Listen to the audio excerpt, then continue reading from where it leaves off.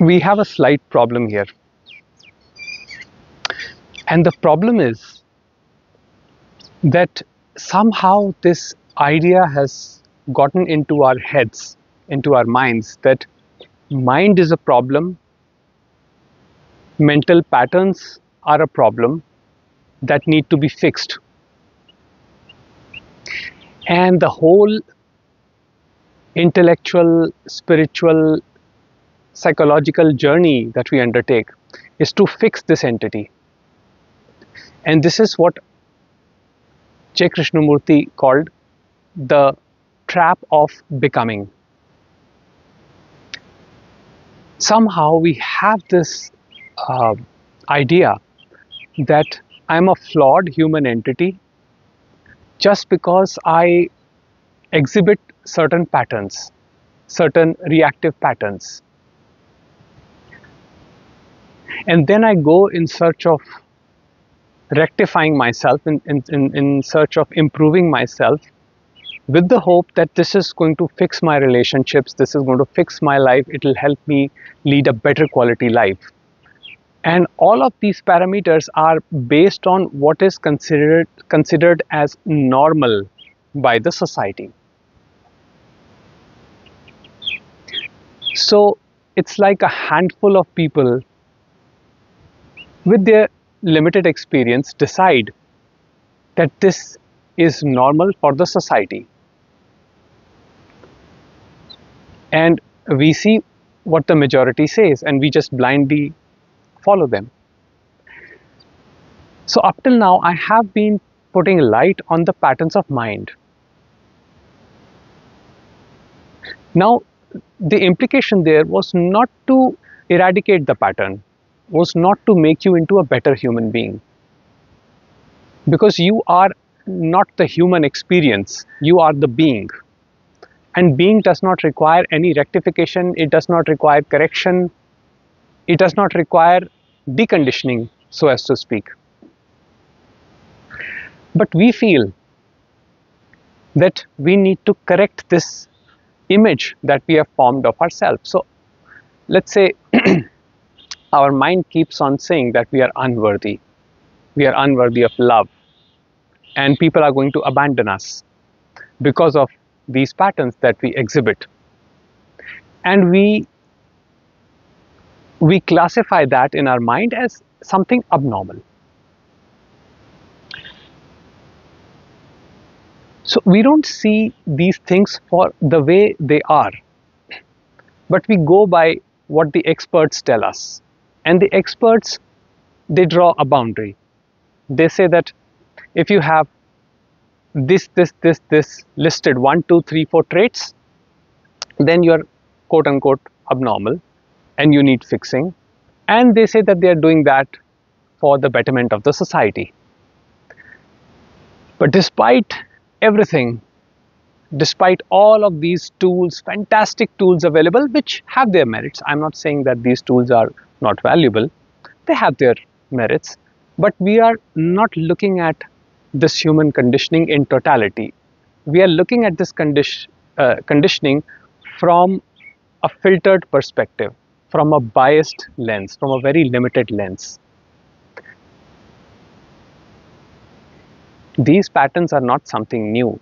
It's not that it is this day and age that we are experiencing these patterns of anxiety, unrest, restlessness, rage.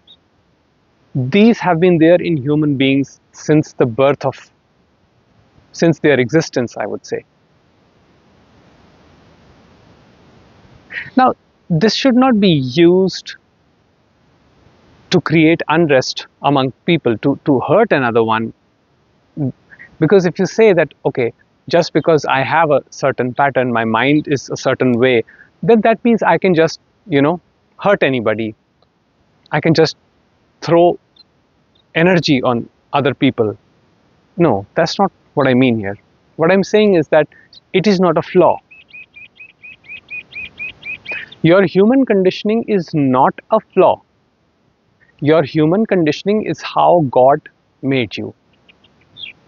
Your angers, your outbursts,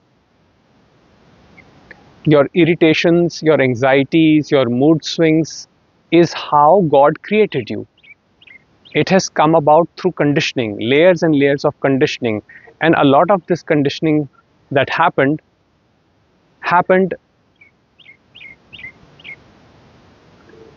through what I call as God's will or cosmic law. So you did not have any control in this. You did not choose this. The image that you think you are right now, that image came about through the cosmic law. Because you did not choose your parents, you did not choose your schooling, you did not choose your education, you did not choose your friends, you did not choose your relatives, you did not choose your genetics.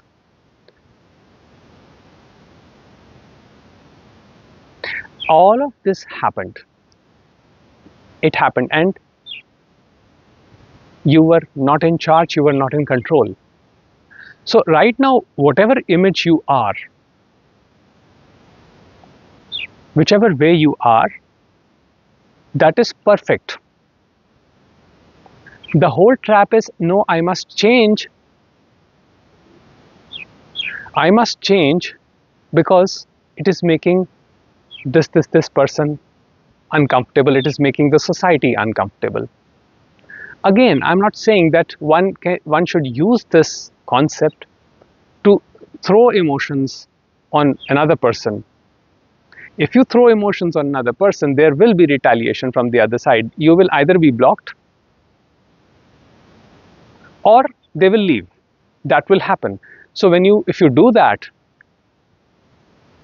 then be prepared for the consequences as well. The consequences will happen. But here's the point. The point is that you are not the doer of these things. All the reactions that come through you come because of the conditioning, because of innumerous forces that are acting on the human organism. And you are not in control of that.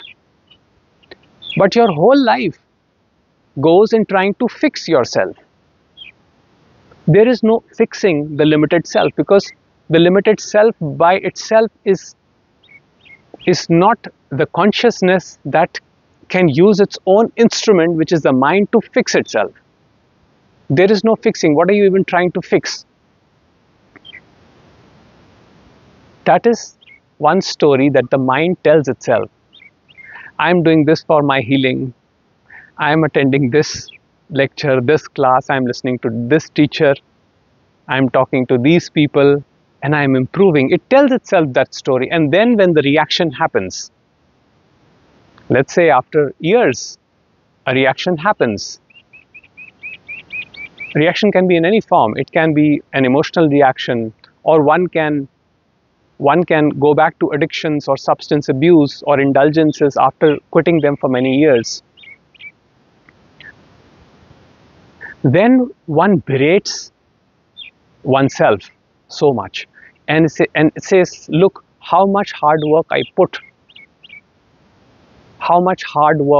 in my past to overcome this, and now that it's happening, it's all a waste, it's all gone, all my work is gone, all my effort is gone. And that's how the ego comes up and engages in self-judgment, self-criticism. The only motive of the ego mind is to bring attention to itself. So every time it will be like, look at me, me, me. My mind is restless. Who is saying that? That is the conditioned entity, the mind, that is the saying that, look at me. I am the restless soul. I have so many thoughts and I need fixing because this is not normal. And who has told you that this is not normal? The society, the culture, the conditioning. People who are introverted can be sidelined, and I know this being an introvert myself. They can be sidelined as abnormal, and for a very long time they were. I think it's very recently that society has started accepting that introversion is there with many people. Many great writers, philosophers have been introverts. But it's only in the modern day and age that we recognize them for who they are, that we recognize their potential. Back in the early days, it was an abnormal thing that needed to be fixed. An extrovert was normal. And a lot of introverted tried to be extrovert just to fit in. And I have done that myself. In my 20s and 30s, I tried to fit with the popular belief, thinking that that's normal. But who decides these things?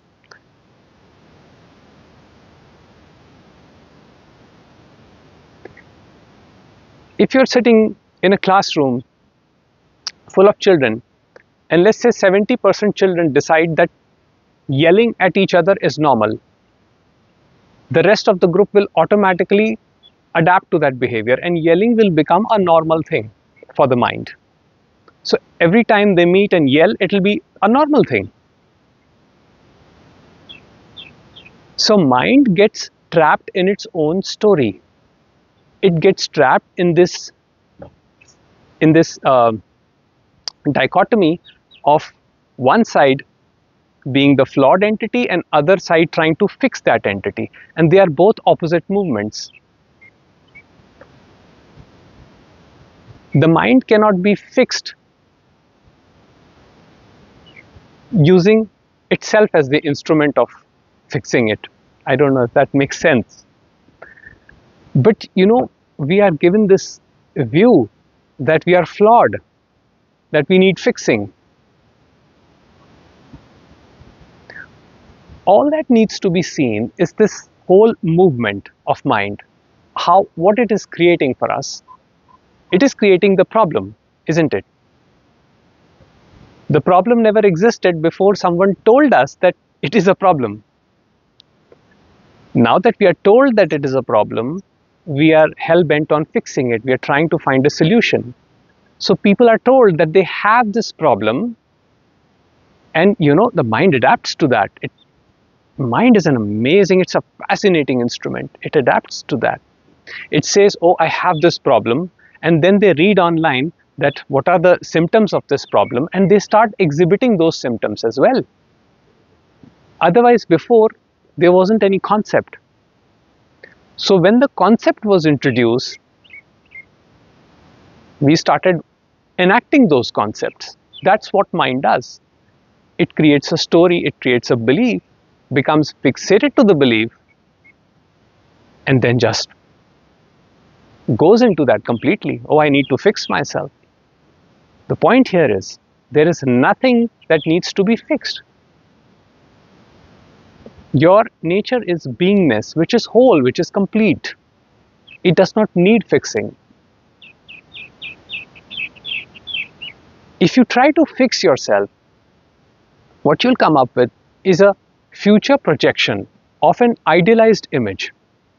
The image that you have in your mind, a perfect human being that does not exhibit mood swings, that does not exhibit emotions,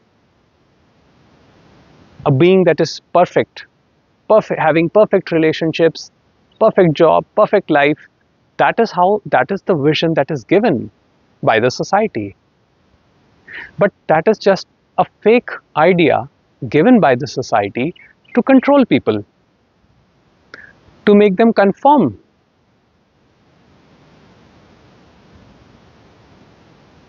There are big businesses built around it, and those businesses benefit from this belief. They benefit from your mind believing that it is a limited entity. But when the mind gets to know its true nature, which is unlimited, which is wholeness, which is completeness, which is beingness, that mind is not a mind anymore. That mind does not see things from limited, filtered perception. And it sees the beauty, it sees love and radiance in all of these things, which is vast human experience. Emotions, no matter they are good or bad, that's just the labeling, that's just our labeling. Good or bad does not exist. Emotions, they are beautiful. They are an expression of the same wholeness, which is unconditional love. And when that is recognized, the mind becomes free. Free mind is no mind. And that is what the society and the structures are afraid of. Because when human beings become free and peaceful, there is not much they can do to control them and to sell them what they want to sell. They want to sell the idea that you are limited and you need fixing. But they never question, in fact, we never question who needs fixing, what needs fixing, who is this entity that is trying to fix itself, and from what? So the fundamental question for us is, who really I am? Am I the image that I believe myself to be? Or is there something more to it?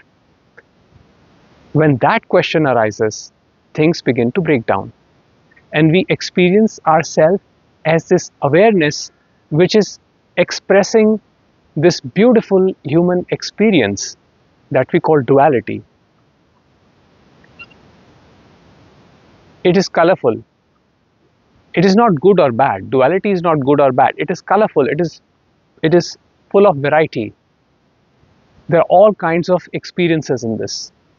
And acceptance of that is true peace. Acceptance of things the way they are, acceptance of oneself the way we are, and others the way God has created them, is the only roadmap to peace. Otherwise, it's a constant battle. The trap of self-improvement and trying to fix others is a constant battle. Trying to fix oneself is a constant battle. Surrendering to what is freedom.